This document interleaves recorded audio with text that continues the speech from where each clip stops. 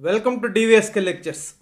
In today's lecture, we are going to discuss about NIT Warangal 2023 JEE Mains cutoff ranks for all branches, for all categories, SC, ST and OBC categoriesకి అదేవిధంగా placements details కూడా discuss చేద్దామండి. ఎవరైనా నా channel కానీ first time కానీ చూస్తుంటే subscribe చేసుకోండి. అదేవిధంగా ఈ వీడియోని లైక్ చేసి షేర్ చేయండి so that some of your friends would get benefit. College branch optimisation కోసము కౌన్సిలింగ్ గైడెన్స్ మెంబర్షిప్ కానీ కావాలని అంటే సో DVSK లెక్చర్స్ అనే ఆండ్రాయిడ్ యాప్ అయితే ఉంటుందండి. సో దాన్ని డౌన్లోడ్ చేసుకుంటే దాంట్లో మొత్తం 7 కోర్సెస్ ఉంటాయి. JEE mains, JEE advanced, Telangana state కానివ్వండి, లేకపోతే ఏపీ స్టేట్ కానివ్వండి, EAP సెట్ కౌన్సిలింగ్కి, అదేవిధంగా COMEDK కౌన్సిలింగ్, అదేవిధంగా ప్రైవేట్ యూనివర్సిటీస్ అండి, డిఫరెంట్ ప్రైవేట్ యూనివర్సిటీస్, VIT కానివ్వండి, బిట్సాట్ కానివ్వండి, అమృత, శివనాడర్, ఇట్లా ప్రైవేట్ యూనివర్సిటీస్ అన్నిటికీ ఒక కోర్సు. సో వీటి కాంబినేషన్స్ తోటి కాంబో కోర్స్ అని ఒక కోర్సు, అదేవిధంగా మీకు సిల్వర్ ప్లాన్ అని ఇంకొక కోర్సు, ఇట్లా మొత్తము 7 టైప్స్ ఆఫ్ కోర్సెస్ ఉంటాయండి. వీటిలో వన్ ఆఫ్ ద కోర్సెస్లోకి మీరు రిజిస్టర్ కావచ్చు. సో రిజిస్టర్ అయితే మీకు ఫోన్ కాల్స్ ద్వారా కానివ్వండి, అదేవిధంగా వాట్సాప్ ద్వారా కానివ్వండి, ప్రతి కౌన్సిలింగ్ కూడా లైవ్ సెషన్స్ కండక్ట్ చేస్తాను, వాటి ద్వారా కానివ్వండి మీరు కౌన్సిలింగ్ గైడెన్స్ అయితే పొందొచ్చండి. సో వాటి కోసము ఈ యాప్ని డౌన్లోడ్ చేసుకొని you can register into one of the courses.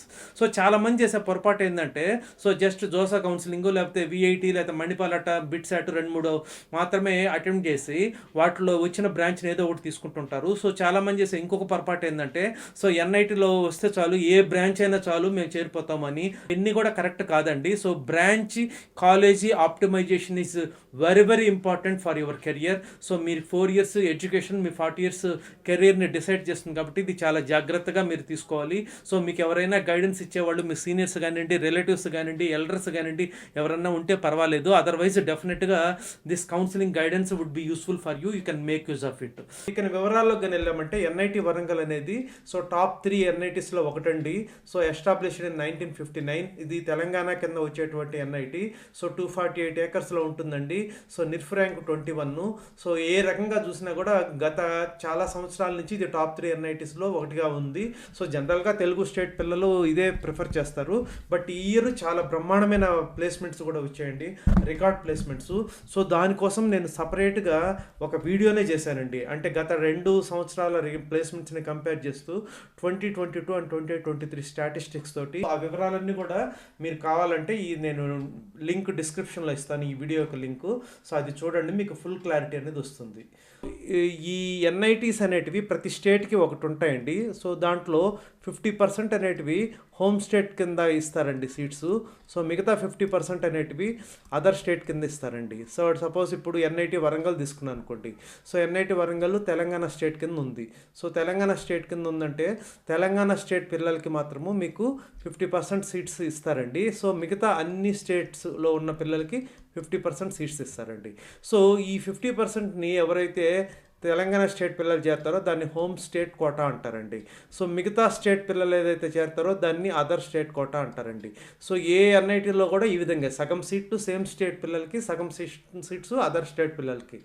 ఆ కోటా కింద ఈ స్టేట్ పిల్లలు చేరడము లేకపోతే ఈ కోటా కింద మిగతా స్టేట్ పిల్లలు చేరడం అనేది జరగదు, అది అలౌ చేయరు. అది క్లారిటీ తెచ్చుకోవాలండి. సో అందుకని కట్ ఆఫ్ ర్యాంక్స్ తీసుకున్నా కూడా మీకు home state cut off ranks అని ఉంటాయి, other state cut off ranks అని ఉంటాయండి. సో ఇప్పుడు అన్ని బ్రాంచ్లకు కానీ తీసుకుంటే సపోజ్ బయోటెక్నాలజీ తీసుకున్నాను అనుకోండి.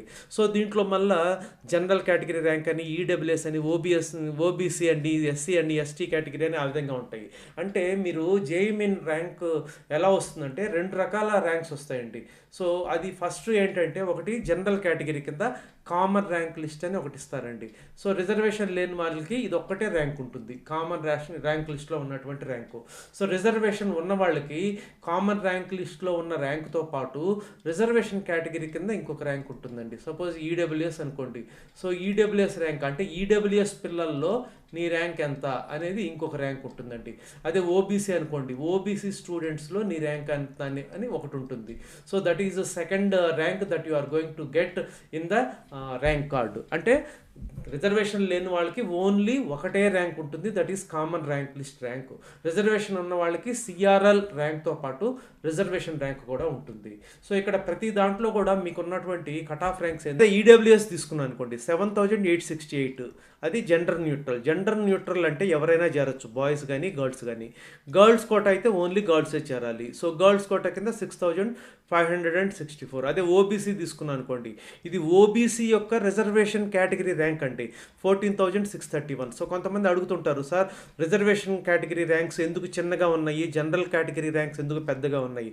జనరల్ కేటగిరీ ర్యాంక్స్ అనేటివి కామన్ ర్యాంక్ లిస్ట్లో ఉన్నటువంటి ర్యాంకు, వెరాజ్ రిజర్వేషన్ కేటగిరీలో ఉన్నటువంటి ర్యాంక్స్ రిజర్వేషన్ క్యాండిడేట్స్లో ఉన్నటువంటి రిజర్వేషన్ ర్యాంకు, అందుకని అది చిన్నగా కనిపిస్తుంది. సో ఈ ఫస్ట్ టైం చూస్తున్న వాళ్ళ కోసం చెప్తున్నానండి. సో ఈడబ్ల్యూఎస్ అంటే ఇది ఈడబ్ల్యూఎస్ పిల్లల్లోని ఈడబ్ల్యూఎస్ ర్యాంకు, మీకు ర్యాంక్ కార్డులో ఈడబ్ల్యూఎస్ ర్యాంక్ అని ఉంటుంది, కామన్ ర్యాంక్ లిస్ట్ ర్యాంక్ కూడా ఉంటుంది. మీకు అర్థమైందని అనుకుంటున్నాను. అదేవిధంగా ఎస్సీ కేటగిరీ తీసుకుంటే ఇది రిజర్వేషన్ కేటగిరీ ర్యాంక్ వచ్చేసి 6,227 అండి, గర్ల్స్ కోటా వచ్చేసి 4,819. ఈ విధంగా ఈ ర్యాంక్స్ అన్ని మీరు చెక్ చేసుకోవచ్చు. సో అదర్ స్టేట్కి కూడా ఇదే విధంగా చెక్ చేసుకోవచ్చు. సో అదర్ స్టేట్ 50% ఏవైతే ఉన్నాయో ఇందాక చెప్పినట్టు అవి హోమ్ స్టేట్ పిల్లలకి ఇవ్వరు. హోమ్ స్టేట్ ఏవైతే 50% సీట్స్ ఉంటాయో అవి అదర్ స్టేట్ పిల్లలకి ఇవ్వరు. ఆ క్లారిటీ అనేది మీరు తెచ్చుకోండి.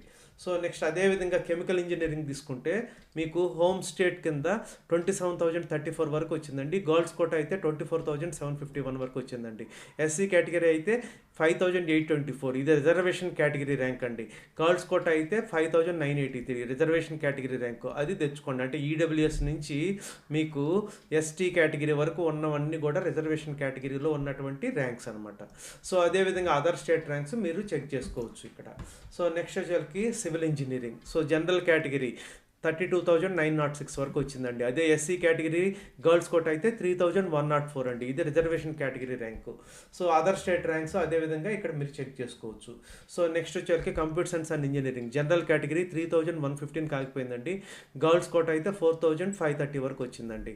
సో ఎస్టీ కేటగిరీ 78కి ఆగిపోయింది, అంటే ఇది రిజర్వేషన్ కేటగిరీ ర్యాంక్ అండి, ఎస్టీ కేటగిరీ స్టూడెంట్స్లో ఉన్నటువంటి ర్యాంకు. అదేవిధంగా గర్ల్స్ కోట అయితే 81కి ఆగిపోయిందండి. సో అదే అదర్ స్టేట్కి అయితే జనరల్ కేటగిరీ కింద 2,413 వరకు వచ్చింది, గర్ల్స్ కోట అయితే 3,830 వరకు వచ్చింది, ఎస్టీ కేటగిరీ 174 వరకు వచ్చింది, గర్ల్స్ కోట అయితే 360 వరకు వచ్చిందండి. So next triple E. So other స్టేట్లో అయితే ఎస్టీ కేటగిరీ తీసుకుంటే 826, గర్ల్స్ కోట 965, మిగతావన్నీ మీరు చెక్ చేసుకోవచ్చు అండి. ఈసీఈ హోమ్ స్టేట్ కోట ఎస్సీ కేటగిరీ 1,297 వరకు వచ్చింది, గర్ల్స్ కోట అయితే 1,907 వరకు వచ్చిందండి. So other state general category 5,814 వరకు వచ్చింది, గర్ల్స్ కోట 8,908 వరకు వచ్చిందండి. సో ఈసీలో ఇప్పుడు కొత్తగా పెట్టారండి బిఎల్ఎస్ఏ అని, ఇది మంచి బ్రాంచ్ అండి. సో ఇది కొంచెం ఎలక్ట్రానిక్స్ సైడ్ ఉన్నటువంటి బ్రాంచ్. సో డెఫినెట్గా ఇది అట్పార్ విత్ ఈసీ మీరు ప్రిఫర్ చేయొచ్చు. సో జనరల్ కేటగిరీ 7,103 వరకు వచ్చింది హోమ్ స్టేట్ అయితే, గర్ల్స్ కోట 9,011 వరకు వచ్చింది. సో అదర్ స్టేట్ అయితే జనరల్ కోట 7,047 వరకు వచ్చింది, గర్ల్స్ కోట 10,816 వరకు వచ్చిందండి. So mathematics and computing, so CSC తర్వాత జనరల్గా ఇది ప్రిఫర్ చేస్తుంటారండి. సో ఇంతకుముందు ఐఐటీస్లో అటు మాత్రం ఉండింది, ఇప్పుడు ఎన్ఐటీస్లో కూడా చాలా ఎన్ఐటీస్లో స్టార్ట్ చేశారండి.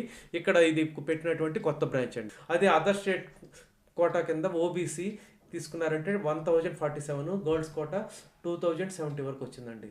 సో నెక్స్ట్ మెకానికల్ ఇంజనీరింగ్ అండి. సో జనరల్ కోటా వచ్చేసి 17,718, గర్ల్స్ కోట 25,560 అండి. సో అదర్ స్టేట్ కింద అయితే ఎస్టీ కేటగిరీ 1,355, గర్ల్స్ కోట 1,908 అండి. So metallurgical and materials engineering అండి.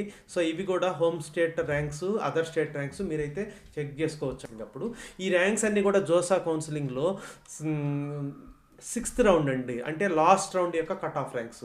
సో జనరల్గా జోసాలో మీకు 6 రౌండ్స్ జరుగుతాయి, తర్వాత సీసాబ్ అనేది ఒక 2 రౌండ్స్ జరుగుతాయి. సో సీసాబ్ రౌండ్స్ మీద డిపెండ్ కాకండి, అవి ఇయర్కి డ్రాస్టిక్ చేంజెస్ ఉంటాయి. Only JoSAA cut off ranks మీద మాత్రమే మీరు డిపెండ్ అవ్వండి. So I hope you have understood. మీకు నచ్చినట్లయితే నా ఛానల్కి సబ్స్క్రైబ్ చేసుకోండి. అదేవిధంగా ఈ వీడియోని లైక్ చేసి షేర్ చేయండి, so that some of your friends would get benefited. Thank you.